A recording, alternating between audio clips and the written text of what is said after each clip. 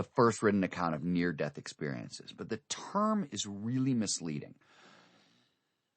A lot of Heim subjects reported these profoundly altered states without actually being in real jeopardy.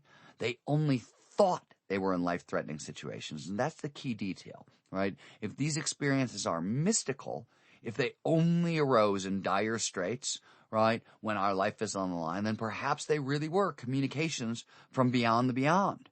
But if it's perception and psychology that are the triggers, meaning I wasn't actually in a life-threatening situation, I just thought I was in a life situation, then the puzzle is more physiological than paranormal. And that opens the door for a lot of really interesting possibilities. So everything I talk about as the science of spirituality is the exploration of those interesting possibilities. So one of the first to know these possibilities, and one of my great heroes, is the Harvard philosopher, psychologist, and physician William James. So the philosopher Alfred Whitehead once said, there are 4 great Western thinkers: Plato, Aristotle, Leibniz, and William James. For a long time, he was definitely the most famous psychologist in the world. He sort of got replaced by Freud, but he is absolutely a high-performance philosopher in the Nietzsche tradition and an experimentalist in the Wundt tradition. And by experimentalist, I just want you to understand kind of the time and the era and what they got to work with. So he also picked up Wundt's introspection technique, and he notices that consciousness is actually a stream of consciousness. It's made up of these discrete moments, these bits, particles, not waves, to use a physics analogy, right? And so he wonders, how long is the now? How long are these particles, right? So he runs this great early experiment in timing the now. He's got a stopwatch, a pocket watch actually. His time is thoughts, and he decides that the now lasts 12 to 30 seconds, depending on what's going on. Mostly it's about 12 seconds. And one of the reasons I mention this is this study has been repeated and repeated and repeated, and this guy in the 1880s, sitting in a room with a watch, time his thoughts, came up with 12 seconds.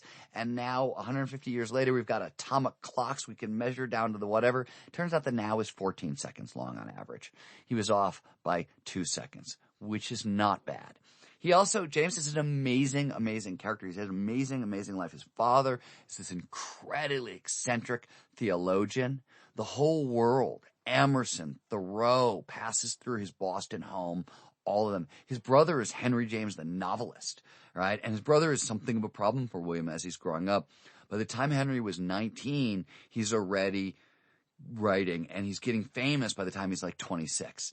At this time, James doesn't have a clue what he wants to do with his life. He eventually goes to Harvard, but back then, Harvard was a brand new institution, and it was crazy. The faculty was random. James later said that just living through the experience was a big deal. This is not the Harvard that we think of today, right? And he studies physiology and philosophy, but what he wants to study is psychology, but it's not yet a field.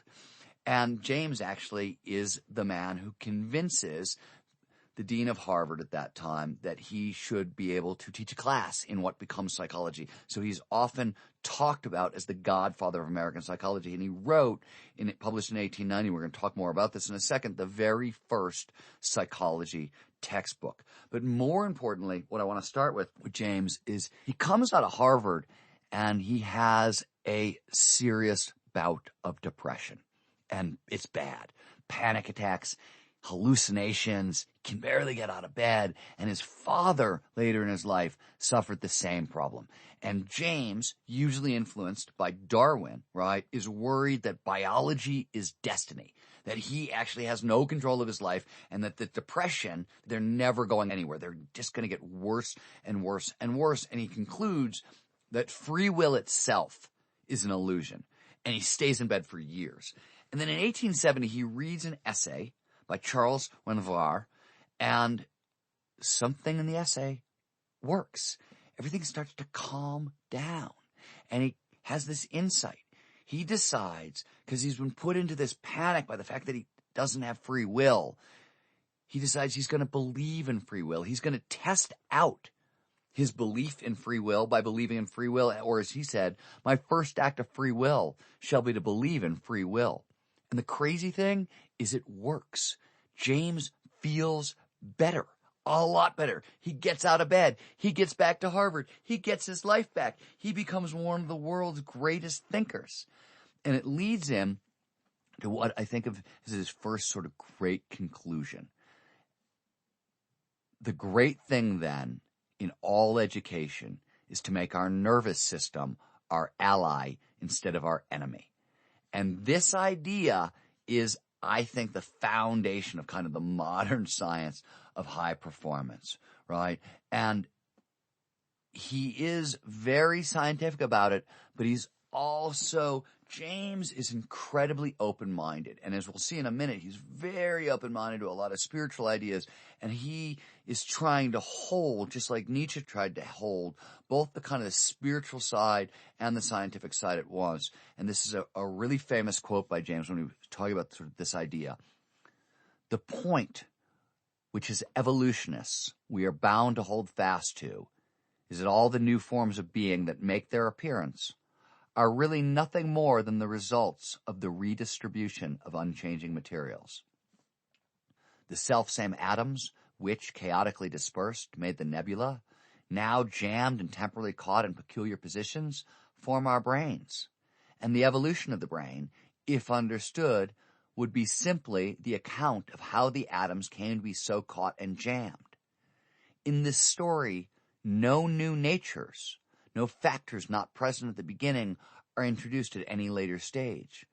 But with the dawn of consciousness, an entirely new nature seems to slip in, something whereof the potency was not given in the mere outward atoms of the original chaos. Right? He's saying there's a mystery here. Something else is going on. And before we get to kind of his exploration of the mystery, just like we did with Nietzsche, I want to walk you through a little of James, because James is interesting. Nietzsche says, hey, high performance, it is not for everyone. 10% of you people might be able to pull it off, but everybody else, you're screwed. James comes along, and he's the great democratizer. He says, no. Nietzsche is right about high performance, self-actualization, and all that, but he is really wrong. Everybody is capable of high performance, of self-actualization, of self-overcoming. And he argued that all of us are capable of so much more than we know, writing, the human individual thus lives usually far within his limits. He possesses powers of various sorts, which he habitually fails to use. He energizes below his maximum, and he behaves below his optimum. In elementary faculty, in coordination, in power of inhibition and control, in every conceivable way, his life is contracted, like the field of vision of a hysteric subject, but with less excuse, for the poor hysteric is diseased, while the rest of us, it is only an inveterate habit, the habit of inferiority to our full self. That is bad. The habit of inferiority gets us to what James believes and where he agrees with Nietzsche. The unconscious is the heart of the problem, right? The habit of inferiority has to be about the unconscious. And he thinks there are two big levers that we have to rise above: habits and attention. These are the two biggest levers for high performance, right? He starts his very first psychology textbook, the very first one ever written. He's got a couple of introductory, this is the basics of neuroscience chapters, and then he gets into the psychology. And the first chapter is about habit. Why habit? James thought we were habit machines. He called habit the basic structure of mental life. Famous example that he used to give is that we don't live in reality. Reality just has too much stuff in it to pay attention to. It's a miracle we can cross a room, James says, because there's so much stuff we could pay attention to. But we develop habits of attention that allow us to screen shit out, to filter things out, right? Better attentional habits can protect us against the power of the unconscious, the habit of inferiority against culture.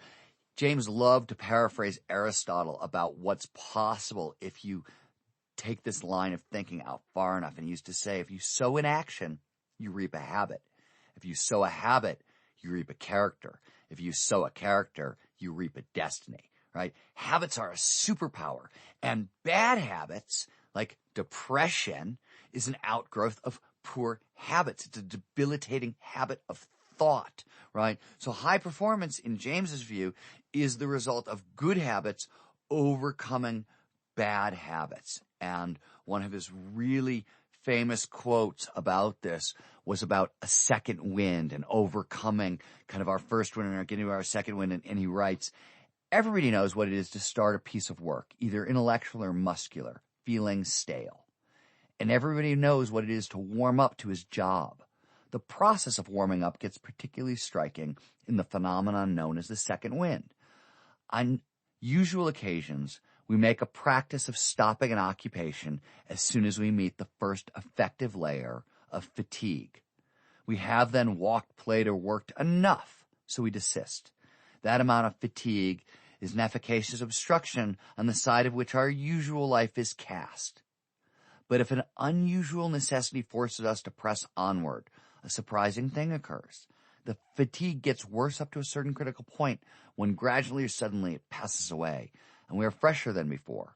We have evidently tapped a new level of energy, masked until then by the fatigue obstacle usually obeyed.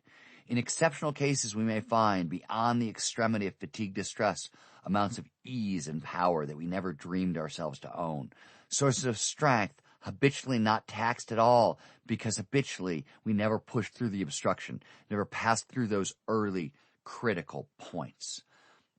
All right, so this is what James is talking about when it comes to habit. Now, James doesn't think attention and habit alone are going to get it done.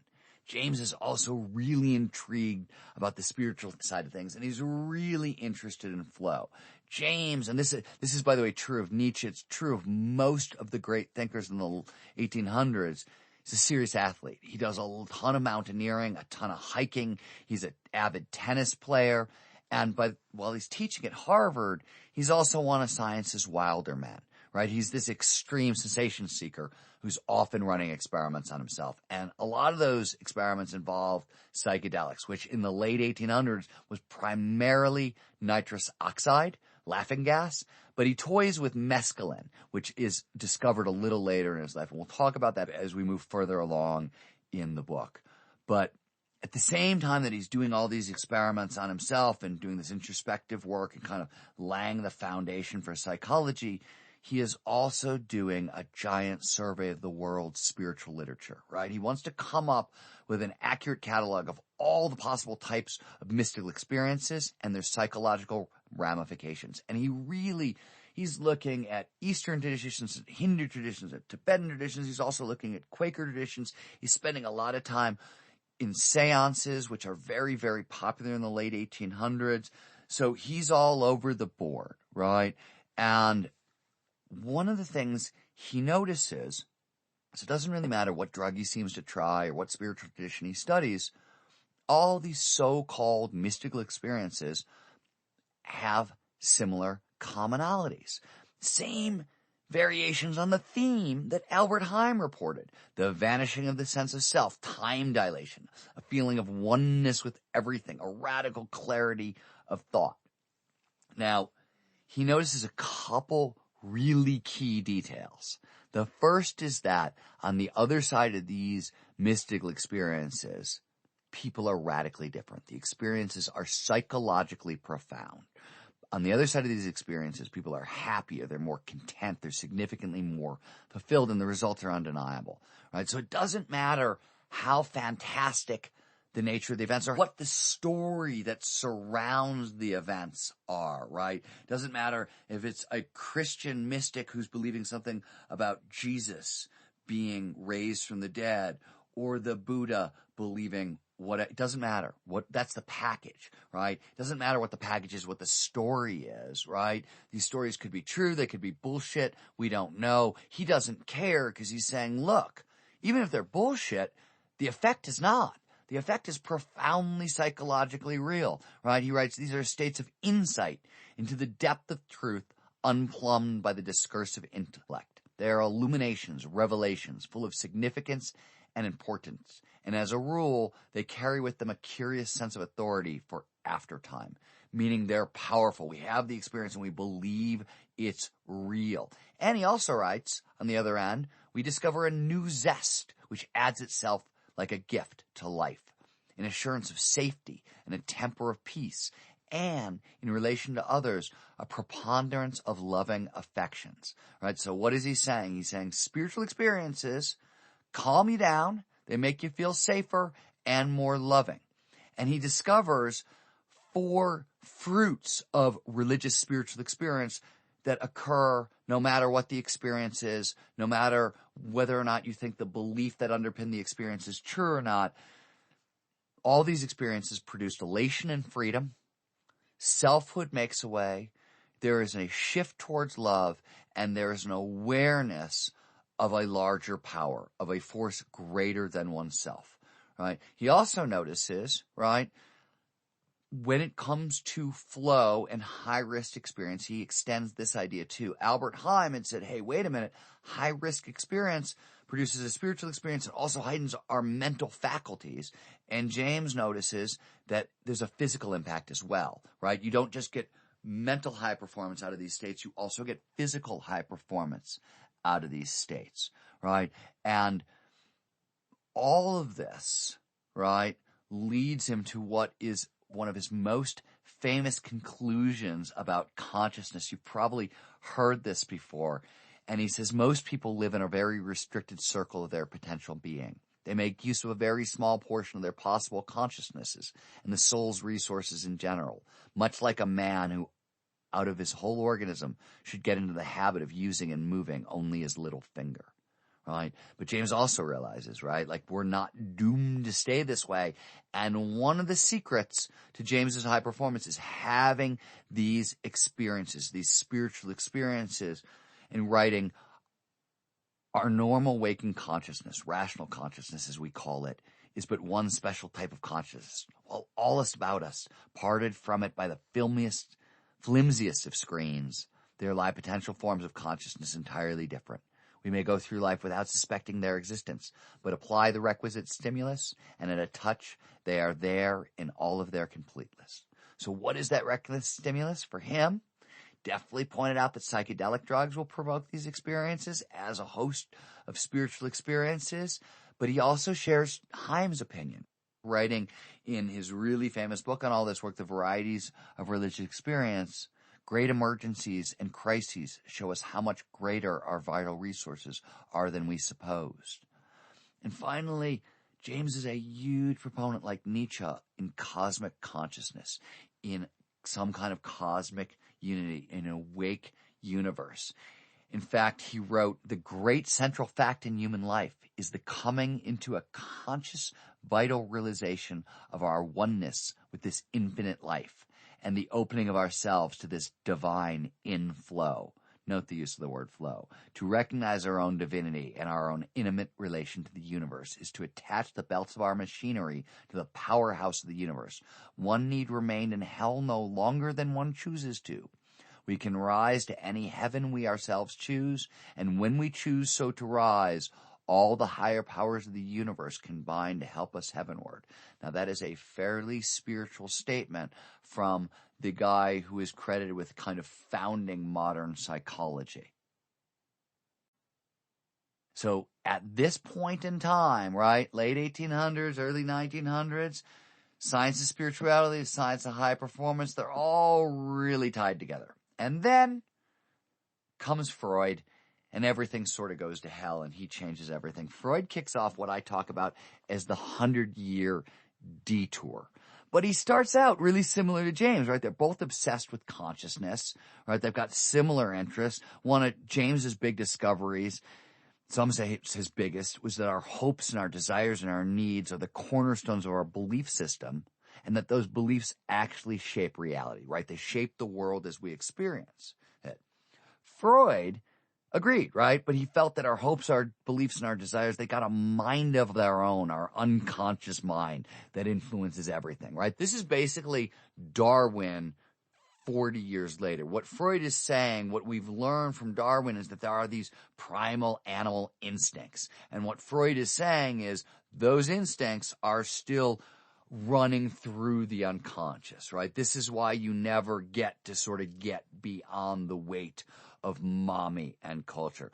One of the other things that Freud points out is it's the pleasure principle. And it's worth talking about this for a second because it's wrong, but it's interesting how it's wrong. So Freud's idea is, hey, human beings are driven by, we want to run from pain and we want to run towards pleasure. That's what we all do all the time. That's the basic instinct, the pleasure principle.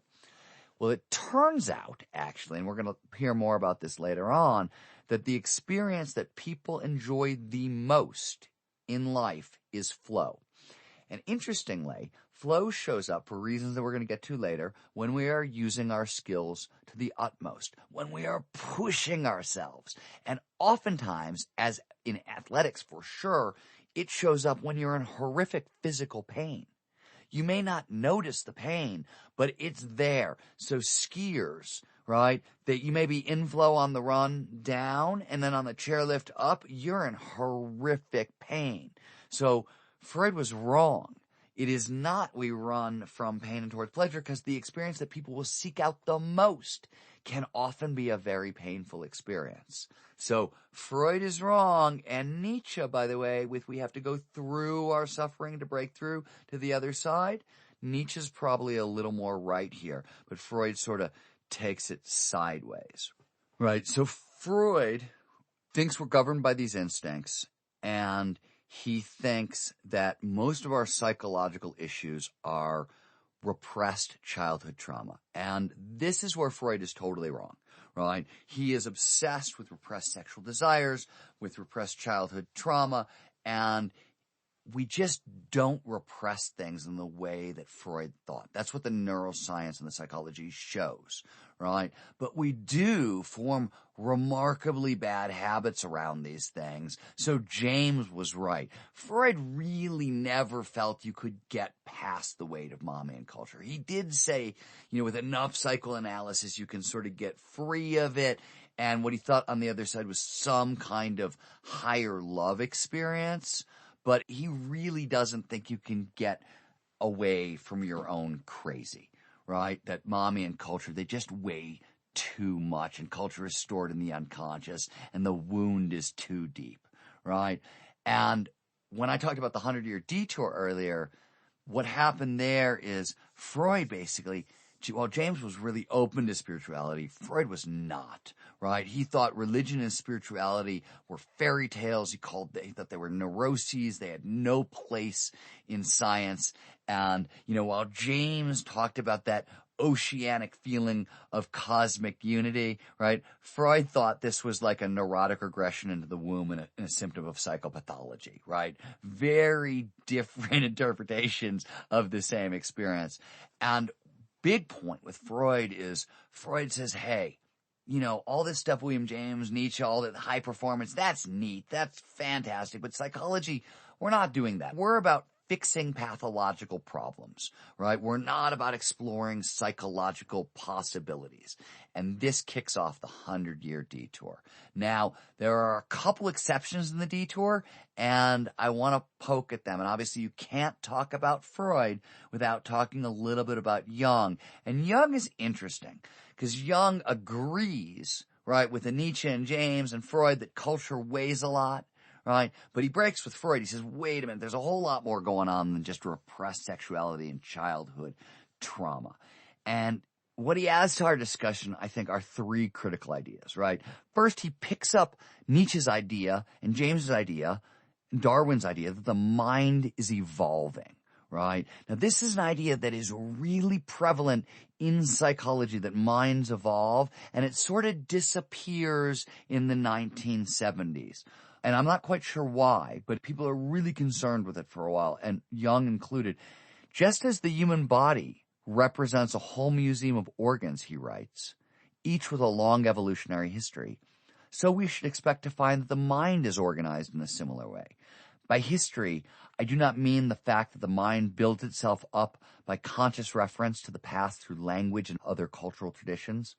I am referring to the biological, prehistoric, and unconscious development of the mind in archaic man, whose psyche was still close to that of an animal, right? So, in a sense, this is James' habits. This is Freud's instincts, right? He has a slightly different term for it, right? But he also realizes that personality types, right, are residuals of this mental evolution. They're the survival strategies that worked, so they got passed down, right? And he breaks the mind apart into 4 parts. He's got the conscious mind, what we know.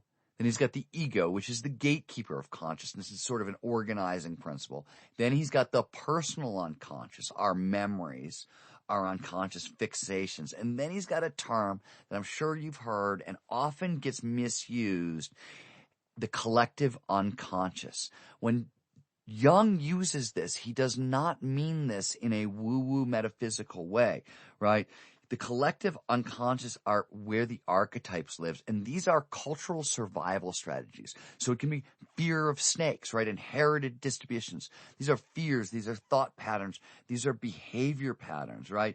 Archetypes are essentially descriptions of how culture weighs on us, which is why Jung writes there are as many archetypes as there are typical situations in life. Endless repetition has engraved these experiences into our psychic constitution, right? And what he means by that is that we got a slot in our brain for mother, for birth, for death, for rebirth, for power, for hero, for child. These are his archetypes. These are cultural ideas that have been passed down and down and down and down.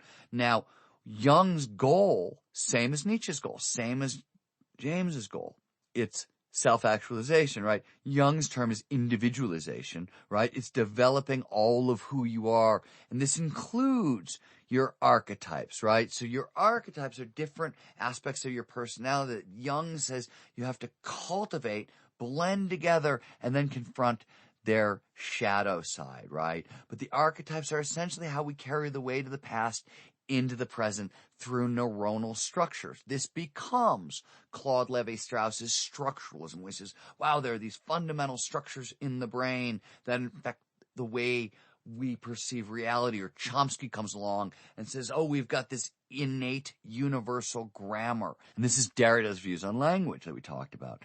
And in a weird way, if you sort of blend everything together, right, and you strip out the fancy language, and Jung was got to be one of the most confusing, difficult writers in the history of the universe. But what we really get underneath it is a methodology that says, look, high performance, human flourishing, you got to deal with your past, you got to confront your darkness, you got to alter your habits, you got to have frequent ecstatic state experiences, and you have to be creative and innovative in how you live and how you approach your life, right? This is essentially high performance Nietzsche through Jung. And this wraps up part 1, the actualization of self-actualization. What are the big takeaways here? What does it mean to you? Well, if you've got any interest in high performance or any interest in a spiritual path, what you're going to see is the kernels of everything we believe today, right? We have founding ideas like passion and purpose are critical to high performance. You got to start with one. Otherwise, there's not enough energy in the system to move it forward. We see that things like habit and attention are the tools with which we can fight back against the sort of the weight of culture and the baggage that we carry from our family history and those sorts of things. And we start to see the very foundation of an exploration of spirituality using the scientific method, right? It's the first time in history we're trying to apply the tools of science to these questions of spirituality. And it's the first time that we're doing it without a God, right? So God has been stripped out of the equation, and people are trying to figure out, well, if this is not true, why are we believing all these things? What's it good for? What's going on? So these have got to be all the kinds of questions you ask yourself along the way. These thinkers were asking the same questions back in the 1870s, just armed with so much less knowledge than we have today to try to solve them.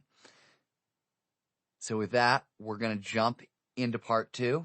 We're going to pick up our story with Abraham Maslow.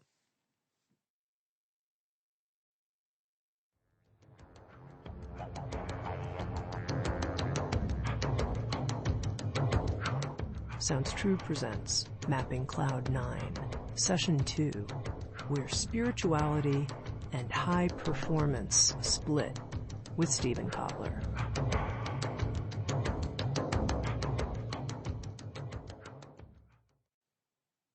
Welcome to Session 2. This is the point where the science of high performance breaks off from the science of spirituality. And that break occurs because of a psychologist named Abraham Maslow, right? Maslow, you've probably heard his name. He's one of the great psychological thinkers of the past century. And he starts his career in the 1940s. He's at Brooklyn College, and he's being mentored by an anthropologist named Ruth Benedict and a Gestalt psychologist named Max Wertheimer. So back then, all of psychology is obsessed with Freud's legacy, right? We are fixing pathological problems. We have no interest in celebrating psychological possibilities. But Maslow was so amazed by Benedict and Wertheimer. He thought they were such wonderful human beings, quote unquote, that he began studying their behavior. He wanted to know, what are they doing right? And how are they doing it? And he's an anti-Freud, right? And he once said that Freud supplied us with the sick half of psychology, and now we must fill it out with the healthy half. And over time, he moves on from Benedict and Wertheimer, and he's studying other exemplars of human performance. His key interest is success, right? He wants to know, what do all successful people have in common? And he's studying Albert Einstein and Eleanor Roosevelt and Frederick Douglass. And he's looking for common traits and common circumstances, right? Why can these people obtain such incredible heights while so many of the rest of us just continue to flounder around, right? And a few big points here. He is absolutely in the Nietzsche, James Freud tradition, right? He believes in self-actualization, famously writing, what humans can be, they must be. But he also figures out that you don't get to start the process of self-actualizing until our basic needs are met. This is where his famous pyramids of needs come in, right? We've all seen this pyramid of need, and at the bottom is really basic food, clothing, shelter, basic survival needs. And we've got psychological needs like belonging, self-esteem, and social needs, success, right? And all of these sort of have to be taken care of before we get to self-actualization. Now, later on, we'll talk about neurobiologically why Maslow was absolutely correct, and it has a lot to do with the neurobiology of fear and what that does to our system. But Maslow is the first to sort of figure this out, and in a weird way, he sort of extended some of James's ideas, right? But also said, not only do we have to use habit and attention to overcome ourselves, we also can't forget the fact that we're basic human beings. We got human needs and we need to solve them. He also feels that self-actualizers, people who have actually pulled this off, they managed to solve the young Freud culture and mommy way too much problem simply because self-actualizers don't give a damn. They literally operate outside the good opinion of others. He also thinks negative emotions. So William James was he's one of our earliest believers in the power of positive thinking. James is a real proponent of positive thinking, right? And sort of replacing the negative thought with the positive thought. Maslow is more in line with Jung, where he's saying negative emotions, rather than being a sign of illness, he thinks they are forces for change, and that the more we feel our negative emotions, the more potential energy for change we have. Now, the interesting thing that he notices is that self-actualizers have more peak experiences, more mystical experiences, to use the James term, right, than other people. In fact, he notices that all the people in a study group actually have found ways to seek out ways to alter their consciousness to bring this on. And some of them are really pedantic. Albert Einstein famously used to row a rowboat into the middle of Lake Geneva and stare at the clouds, or sail into the middle of Lake Geneva. And funny story, Einstein was a terrible sailor. So this was part of his creative process, and he always used to sail into the middle of Lake Geneva. But he was absent-minded, like you couldn't believe, and was oblivious to storms and couldn't swim, and would sail his boat out in the middle of Lake Geneva and have to be rescued over and over and over again because he was chasing peak experiences. But here's the key point with James, and this is where the science of spirituality and the science of high performance go their separate ways. So he's essentially looking at peak experiences, our fancy word for flow states, right? James thought flow was a mystical experience, but Maslow's got this enormous study group. Einstein, Eleanor Roosevelt, etc., etc. They're all atheists. Everybody in his study group is an atheist. So suddenly Maslow's like, wait a minute. These can't be religious experiences or spiritual experiences or mystical experiences because nobody here believes in God. They're not out of those traditions. So mystical experiences are gone as a terminology, and suddenly Maslow introduces peak experiences. And with his high achievers, his self-actualizers, right? In getting to these peak experiences, he notices his self-actualizers. They're really intrinsically motivated, right? They're deeply committed to testing their limits and stretching their potential, and they're frequently using intensely focused activity for exactly this purpose. And this intensely focused activity seems to be, right, what's shifting our consciousness, right? And as I said, mystical experiences are out, peak experiences are in, but you have to be really clear, the sensations are very much the same. So during a peak experience, Maslow explained, the individual experiences an expansion of self, a sense of unity, and a meaningfulness in life. The experience lingers in one consciousness and gives us a sense of purpose, integration, self-determination, and empathy. These states, he concludes, were the hidden commonality among all high achievers. They're the source code of intrinsic motivation. Here's another great quote. The peak experience, Maslow writes, is felt as a self-validating, self-justifying moment. It is felt to be a highly valuable, even uniquely valuable experience. So great an experience sometime that even to attempt to justify it takes away from its dignity and worth. As a matter of fact, so many people find this so great and high an experience that it justifies not only itself, but even living itself. Peak experiences can make life worthwhile by their occasional occurrence. They give meaning to life itself. They prove it to be worthwhile. To say this in a negative way, I would guess that peak experiences help prevent suicide. So this is Maslow essentially going through all of making James's observations about these peak experiences and Heim's observations about these peak experiences over and over again in slightly different experiences, right? And he points out that peak experiences, they've got a number of fundamental commonalities. One of them is cosmic unity, right? We become one with everything in these experiences. Now, Maslow says this doesn't happen all the time. It only happens sometimes. What happens all the time is perspective shifts. You get access to higher quality information. You see old things in new ways.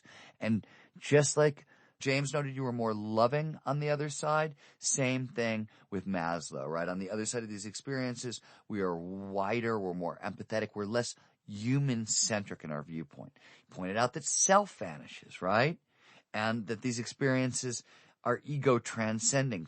Fear vanishes as well. We see things in a very positive light.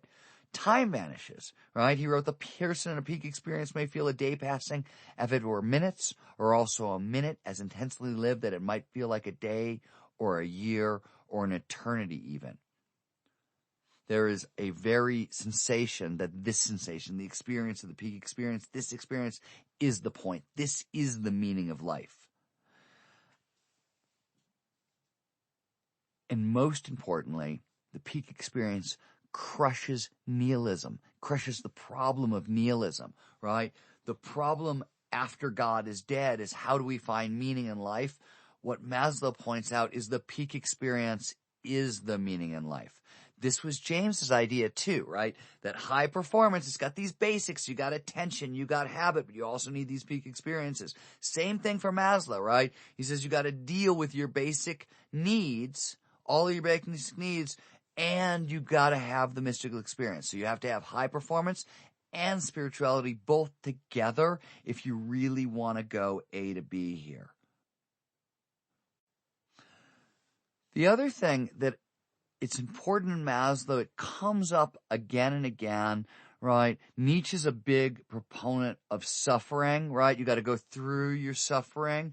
Maslow says that the problem with the path laid out by the peak experience is there's a terror at the front end of the path when you realize how much of your life, your normal day-to-day world, you may have to blow up. You may have to completely destroy to get to go on this spiritual path, which is sort of, by the way, Nietzsche said, hey, high performance only for 10% of people, right? Self-actualization, don't try this at home. Maslow comes back to this point. He doesn't say, no, he's not a snob. He doesn't do the Nietzsche thing and say only a small portion of people can do this. But he basically says, look, once you see what this is going to cost you, right? To quote T.S. Eliot, costing nothing less than everything. Once you see what this is going to cost you, you are probably not going to be into it, right? Now, following Maslow is a name I've mentioned a couple times, Mihai Csikszentmihalyi. Now, Maslow wanted to know, what do all successful people have in common, right? What's linking them together?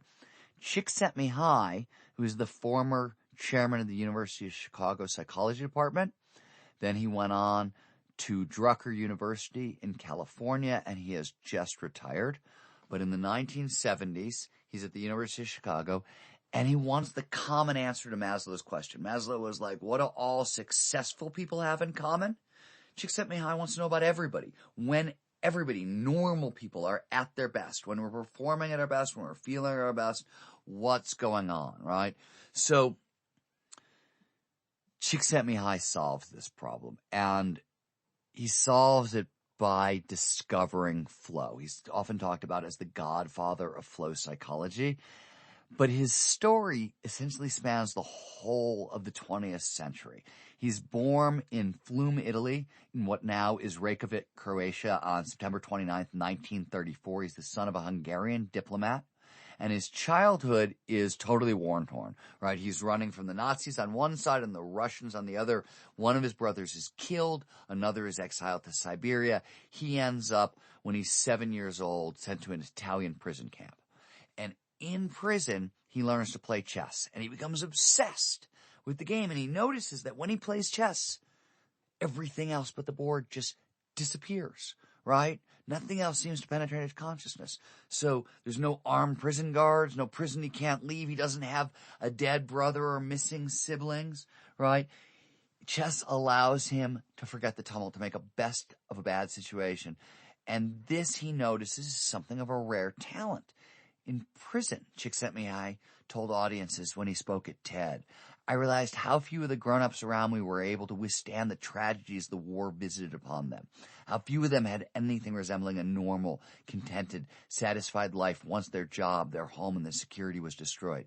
So I became interested in understanding what contributed to a life worth living, right? So he gets out of prison camp, the war ends, he reads philosophy, he studies religion, he gets involved in the arts, all the things that are supposed to give meaning to life. Nothing quite satisfies, but he does remember what used to happen while he was playing chess. And then one Sunday afternoon, he's in Zurich, and he attends a free lecture by Carl Jung, right? And he loves the talk, and he starts reading Jung's books, and he decides that psychology has got to be how he answers his questions, right? So his studies take him to the University of Chicago, and he decides to zero in on one of the hot topics of the time, which is motivation, right? And Freud's unconscious has sort of been dethroned by Skinner's behaviorism at this point. And because of that, psychologists have a really tough time explaining why people do the things they do, right? The behaviorists say it all comes down to need and reward. We do X to get Y. And this is extrinsic motivation. But that was the idea that never sat right with Maslow, right? He studies intrinsic motivation in super successful people, and he figures out that they're being motivated by these peak experiences. Csikszentmihalyi tries to do the same thing with everybody. So he does a global study. What is one of the largest studies in high performance ever done. He runs around the world, and he starts with experts, right? He starts where everybody else starts, where Maslow starts. He talks to expert rock climbers and dancers and neurosurgeons and Wall Street traders. And then he starts talking to everybody else. So it's Detroit assembly line workers and Navajo sheep herders. And it turns out, doesn't matter who he talks to. He discovers the same thing that I discovered when I did my giant study of the impossible, right? He discovers that whenever people are feeling their best, whenever they're performing their best, they're in the state of flow.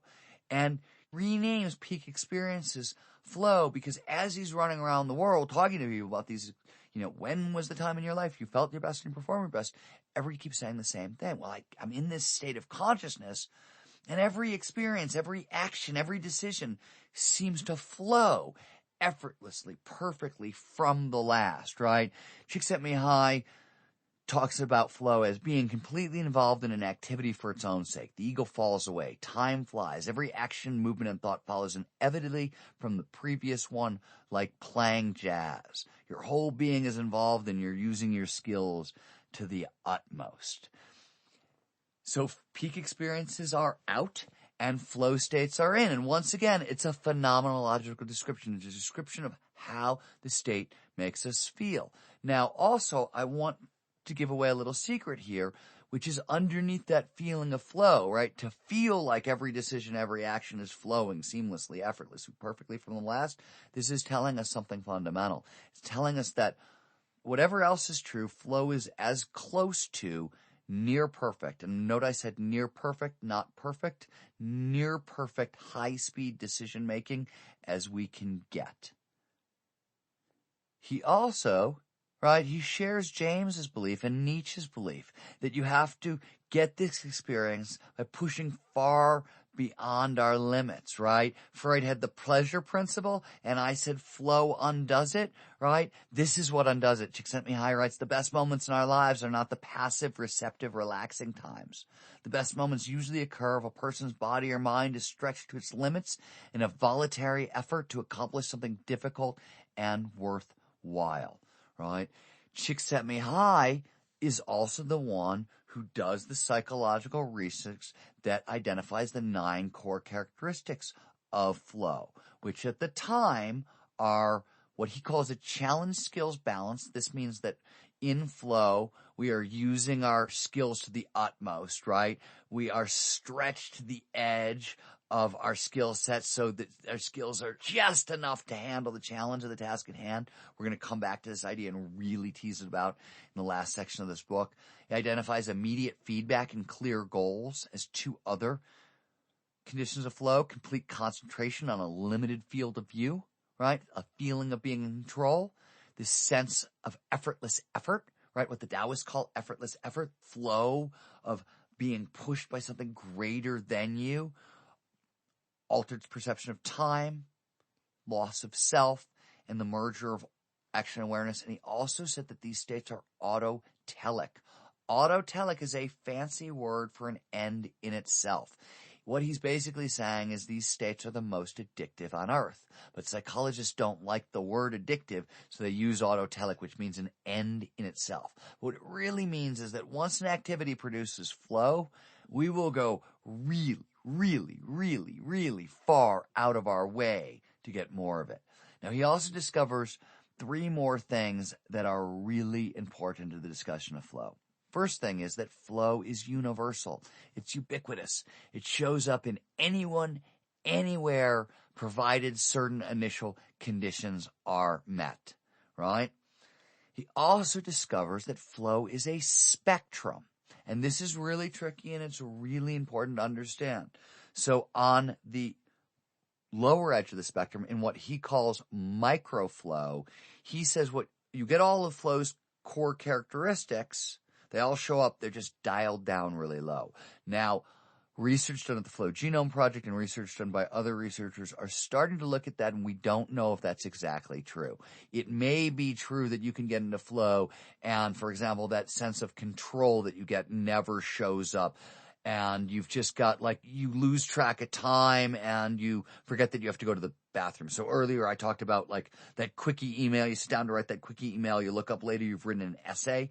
That's microflow. If maybe you didn't notice time was passing along the way and you forgot you had to go to the bathroom, right? So Csikszentmihalyi feels that all of those things have to be present, just turned down. I and a bunch of other researchers think, no, there might be more going on. You need a couple bits of it. Macroflow, by the way, this is a full-blown mystical experience, right? Macroflow is when all of these conditions show up all at once and everything is turned up to 11, right? So at that point, it's a totally mystical experience and really, really powerful. The next thing Csikszentmihalyi figures out is that flow is fundamental. It is fundamental to happiness, well-being, and life satisfaction. In his research, the people who score off the charts for overall well-being, for overall life satisfaction, for I have a meaningful life, I love my life and it means a ton, these are the people with the most flow in their lives. So flow is directly correlated to things like life satisfaction and meaning and purpose. So Csikszentmihalyi does this sort of foundational work, and the next question that people ask, right, after he does his work, and we've gone from peak experiences into flow states, and we've defined flow as an optimal state of consciousness where we feel our best, we perform our best. The next question that scientists ask is, how optimal, right? Like, what the hell are we talking about, right? Like, what do we mean by this? And what I want to say is pretty goddamn optimal is the answer. So Michael Sachs, he's a Temple University sports psychologist. He once pointed out to me that pretty much every world championship or gold medal that's ever been won has a flow state at its heart. We now know, by the way, that this is not 100%. You actually can win a gold medal or a world championship without flow. It's just incredibly unpleasant and not sustainable or repeatable. And it happens very rarely, but we do know it's possible. By the way, Jimmy Johnson credited Csikszentmihalyi with the Dallas Cowboys Super Bowl victories back in the 90s, right? We now know that flow is not just athletics. We know flow is responsible for major breakthroughs in science and technology. Every major shift in the arts, every big breakthrough in the arts seems to have a flow state at its heart. I want to talk, just to give you an idea, when we talk about optimal performance, we talk about what's possible. I want to tell you a story that I told in The Rise of Superman. And if you've read The Rise of Superman and you're listening to this, I apologize. And if you haven't read The Rise of Superman, you're going to love this story because it encapsulates what flow makes possible. And it's a story about a skateboarder named Danny Way. Now, Danny Way is not a household name, but he's often considered by many to be the greatest skateboarder of all time.